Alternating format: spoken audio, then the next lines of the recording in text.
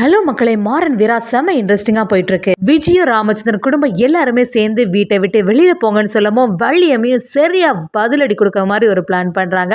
அதே சமயத்துல பாதி சொத்தை நம்ம வள்ளியம்மைக்கும் மீதி உள்ளதெல்லாம் விஜய்க்குமே ஏற்படுதுன்னே சொல்லலாம். அப்படி இருக்கும்போது ராமச்சந்திரன் இருந்து செம அதிரடியா இறங்கி நமக்கு தான் 2 கடை இருக்கே, ஒரு கடையை ஃபுல்லா நம்ம பாத்திர வேண்டியதான், மாறன் கடைக்கு எல்லாரும் போய் பழைய மாதிரி முன்னேற்ற வழியில கொண்டு போக வேண்டியதுதான்னு சொல்லிட்டு நம்ம ராமச்சந்திரனும் என்ன தடங்கல்கள் வந்தாலும் எல்லாத்தையும் தகர்த்தெறிஞ்சு முதர்ந்து வராங்கன்னே சொல்லலாம். வீடியோக்குள்ள போறதுக்கு முன்னாடி யாரெல்லாம் நம்ம சேனலுக்கு சப்ஸ்கிரைப் பண்ணல அவங்க சப்ஸ்கிரைப் பண்ணிடுங்க. அப்படியே பக்கத்தில் இருக்க பெல் ஐக்கானையும் கிளிக் பண்ணிடுங்க. அப்பதான் நான் போடுற வீடியோலாம் உங்களுக்கு நோட்டிஃபிகேஷன் வரும்.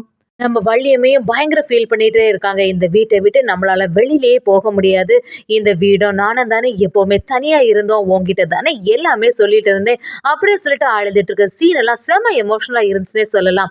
அதே மட்டும் இல்லாமல் இந்த வீட்டை விட்டு போகிறதுக்கு எனக்கு மனசே இல்லை, நீயும் மனுஷங்க மாதிரி நடந்துக்கிட்டே அப்படின்னு நம்ம யோசிச்சுட்டு இருக்கும்போது வள்ளியம்மை கிட்ட ராமச்சந்திரனும் சரி வள்ளி இனிமேல் நம்ம கிளம்பலாம் அப்படின்னு சொல்லிட்டு எல்லாரும் பேக் எடுத்துட்டு வெளியில வரும்போது ராகவனும் வள்ளியம்மைகிட்ட கரெக்டாக கேட்குறாங்க, உங்க பேர்ல மட்டும் இந்த இடம் இருந்துச்சுன்னா இப்ப நடக்கிறதே வேறங்கிற மாதிரி சொல்லவும் வள்ளியம்மைக்கு இப்பதான் ஞாபகம் வருது. அப்படியே விஜய் கிட்ட இவ்வளவு ஆட்டம் ஆடல விஜய், இந்த சொத்தை எழுதி கொடுக்கணும்னா என்னோட கையெழுத்தம் வேணும், அந்த டாக்குமெண்ட்ல என்னோட சைன் இருக்குதா அப்படி செம அதிரடியா பொலார்னு கேட்குற மாதிரி அப்படி ஒரு பதிலடி கொடுக்குறாங்க விஜய்க்கு.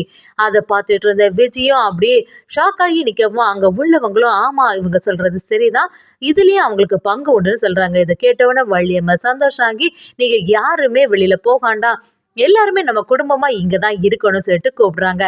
இதுக்கெல்லாம் எதிர்பார்த்துட்டு இருந்த விஜயம் இவங்க இப்படி பண்றாங்கன்னா இதுக்கு மேல நம்ம பண்ணணும்னு சொல்லிட்டு விஜயம் அதிகாரிகள்கிட்ட கூப்பிடுறாங்க. இப்பவே இந்த சொத்தை பங்கு வைக்கணும், அது மட்டும் இல்லாம பாதி சொத்து ராமச்சந்திரனுக்குள்ளது, மீதி உள்ளதானே வள்ளியம்மைக்கு வரும், அதனால ராமச்சந்திரனோட சொத்து எல்லாமே நமக்கு தானே சொல்லிடுறாங்க. அது மட்டும் இல்லாம வள்ளியம்மைக்கு 30% தான் போகும், மீதி எல்லாமே எனக்கு தானே சொல்லிடுறாங்க. இதெல்லாம் எதிர்த்து மாறன் சரியா பேசிட்டு இருக்காங்க. என்னதான் பேசினாலும் ராமச்சந்திரன் அவங்கள அமைதிப்படுத்துறாங்க. அதை கேட்டுட்டு இருந்த மாறனும் இப்படியே தலையாட்டிட்டு இருக்கனாலதான் இவ்வளவு வரைக்கும் இவ வந்திருக்கா, இவளெல்லாம் அப்பவே உண்டுலன்னு பண்ணியிருந்தானா இப்படி பண்ணியிருப்பாளா அப்படின்னு சொல்றாங்க. சொத்தெல்லாம் ஒழுங்கா பிரித்து எழுதுங்கன்னு சொல்லிட்டு விஜயம் ஆர்டர் பண்ணவும் அங்கே உள்ள அதிகாரிகளும் அதுக்கான வேலைகளை எடுத்து பண்ணுறாங்க. அதே சமயத்தில் விஜயம் ராமச்சந்திரன் எல்லாத்துக்கும் காரணம் நீங்கள் தான், எதுக்குன்னா உங்களை இப்படி பழி வாங்கினேன்னு உங்களுக்கு புரியுதா, எங்கள் அப்பாவோட நிலைமைக்கு நீங்கள் தான் காரணம் அப்படின்னு சொல்லவும் ராமச்சந்திரன் அப்படியே குழம்பி போயிடுறாங்க. என்ன சொல்கிற நீ, உன்னை இப்படி சொல்லி தான் வளர்த்தாங்களா, அதனால தான் நீ இப்படி இருக்க போல அப்படிங்கிற மாதிரி எதிர்த்து பேசுகிறாங்க. நம்ம மாறணும் அவங்கள்ட்ட இதுக்கெல்லாம் நீங்கள் காரணம் இல்லை, சமாதானம் ஆகுங்கப்பா அப்படிங்கிற மாதிரி சொல்கிறாங்க. உன்னோட அப்பா பண்ண வேலைக்கு நான் எல்லாம் அவனை சும்மாவே விட்டுருக்க கூடாது, அப்படிப்பட்ட செயலை பண்ணா அப்படிங்கிற மாதிரி சொல்றாங்க. இதை கேட்ட விஜயம் என்னோட அப்பா எப்பவுமே நல்லவங்க தான், எங்க அப்பாவும் நீங்களும் சேர்ந்து தானே இங்க வந்தீங்க, உங்களுக்கு இப்ப எவ்வளவு சொத்து கடையெல்லாம் இருக்குது, அதே மாதிரி தானே எங்க அப்பா இருந்திருந்தானா அவங்களுக்கு இப்ப எல்லாமே இருந்திருக்கோம், நாங்களும் இப்படி இருந்திருக்க மாட்டோம், எல்லாத்துக்கும் காரணமே நீங்க தானே அப்படிங்கிற மாதிரி சொல்றாங்க. வள்ளியம்மையும் அவங்க அம்மாட்ட என்ன பிள்ளைய வளர்த்து வச்சிருக்க, நீ எல்லாம் இப்படி சொல்லி தான் வளர்த்தனால தான் இப்போ வரைக்கும் இப்படி இருக்கா அப்படின்னு சொல்லிட்டு வள்ளியம்மா அவங்கள சரியா வெளுத்து வாங்குறாங்க. அதே சமயத்தில் சரி எல்லாத்தையும் பிரிச்சுட்டு நாங்கள் கிளம்புறோம்னு சொல்லிட்டு எல்லாத்தையும் பிரிக்கிறதுக்கு ரெடி ஆகிட்டு இருக்காங்க. இதெல்லாம் பார்த்துட்டு இருந்தா வள்ளியம்மைக்கு தாங்கவே முடியலை. எவ்வளோ பிளான் பண்ணி இந்த விஜய் இப்படியெல்லாம் பண்ணிட்டா, என்னோட அண்ணனையும் இப்படி ஏமாத்திட்டாளே அப்படின்னு சொல்லிட்டு விஜயை எதிர்த்து நிற்கிறாங்க. அதே சமயத்துல மாறன் ராகவன் எல்லாருமே விஜய்கிட்ட எதிர்த்து நிற்கும் போது ராமச்சந்திரனும் சரி அமைதியாகுங்க, இதுக்கு மேல எதுவுமே பண்ண முடியாது, நம்ம பாட்டுக்கு அடுத்த வேலையை பார்க்க வேண்டியதுதான் அப்படின்னு சொல்லவும் நம்ம மாறன் எதிர்த்து பேசவும் வீரா அதை தடுத்து நிறுத்துறாங்க.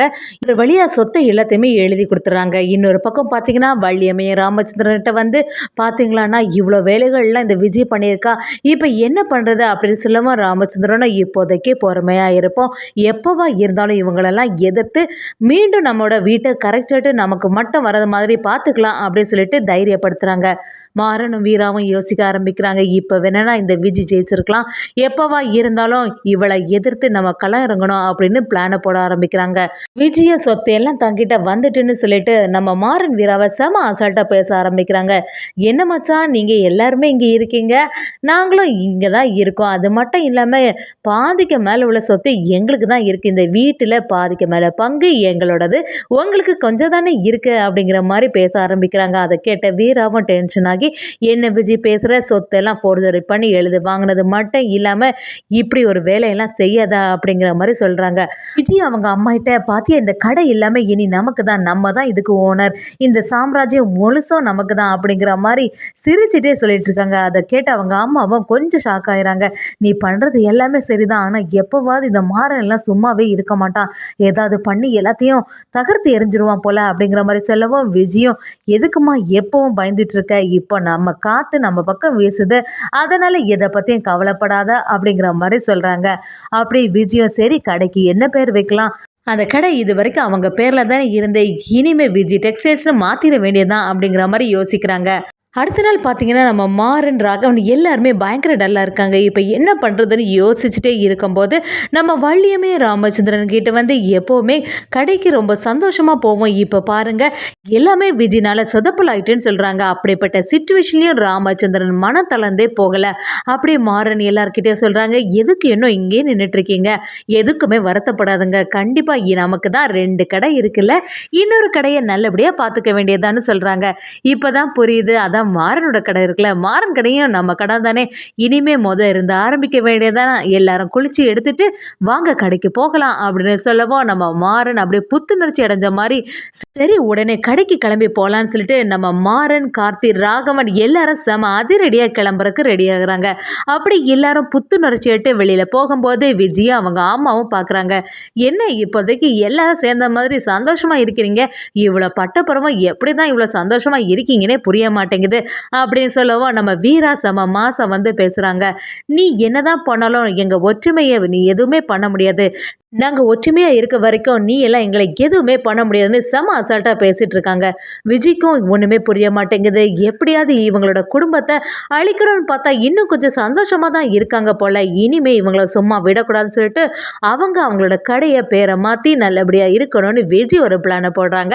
அதே சமயத்தில் நம்ம ராமச்சந்திரன் மாறன் கடைக்கே வராங்க. அங்கே மாறன், ராகவன், கார்த்திக் எல்லாரும் சேர்ந்த மாதிரி கடையில் உள்ள வியாபாரத்தை சிறப்பாகவே கவனிச்சிட்ருக்காங்க.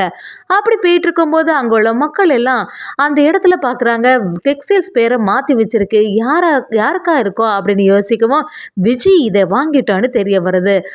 அந்த ஊர் மக்களுக்கு இடையில ராமச்சந்திரனுக்கு டெக்ஸ்டைல்ஸ் தான் ரொம்பவே ஃபேமஸாக இருந்துச்சு. இப்போ விஜய் வாங்கிட்டான்னு தெரிஞ்ச உடனே எல்லாருக்குமே தெரியுது விஜயோட வேலையாக தான் இருக்கும், ஏதோ ஒன்று ஏமாற்றி பண்ணியிருக்கான்னு நினைக்கிறாங்க.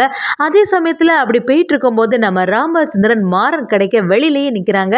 அதை பார்த்த உடனே என்னென்னு விசாரிக்கவும் நம்ம ராமச்சந்திரனும் இனிமேல் இதான் நம்ம கடை, இங்கே வாங்க அப்படின்னு சொல்லிட்டு நல்ல சிரிச்ச முகத்தோட கூப்பிடுறாங்க. அங்கே உள்ளவங்க எல்லாருமே வந்து நம்ம மாறன் கடையில் வாங்க ஆரம்பிக்கிறாங்க.